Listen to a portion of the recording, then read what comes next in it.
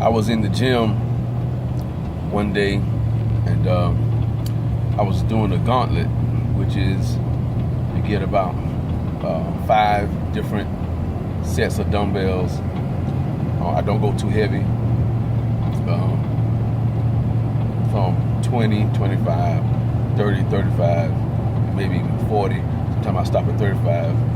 And the goal is to do 20 reps of each, or 10 reps of each, going one way, and then rest, and then come back doing the same thing.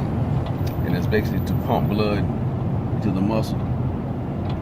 And a guy was watching me, and he said, man, he says, what is your motivation? What keeps you going? He says, I have to have a partner, this, that, and the other.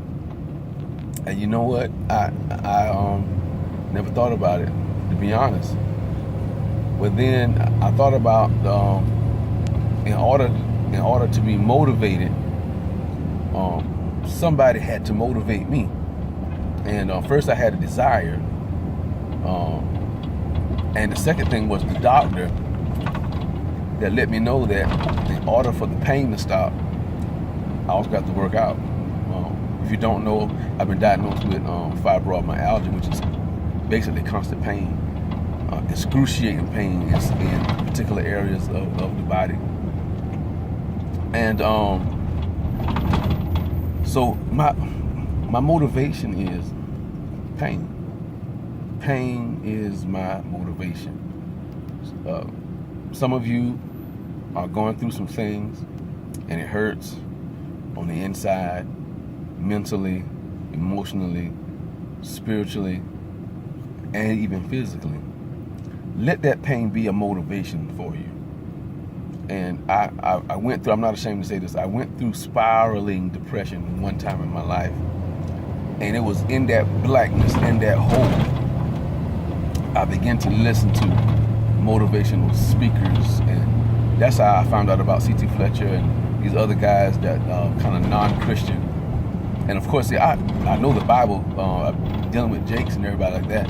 But when I listen to these other guys from a different angle, and then I began to dig deeper into Jakes and the Noels and the Miles Monroe and the different preachers, and I began to go back into my word, and I found myself in depression, being built from the bottom. It's one thing for you to be on the mountaintop and to be able to be motivated, but to be motivated when you're in the bottom, motivated when you have I've been diagnosed, I have an excuse not to go to the gym. I have an excuse not to work out. I have a legitimate excuse to sit down and do nothing. I have a legitimate excuse. I have medical backing that says I don't have to do a thing. But I refuse to give up. The military is supposed to, I feel like, give me rehab. But I can't wait on somebody else to rehab me, so I rehab myself.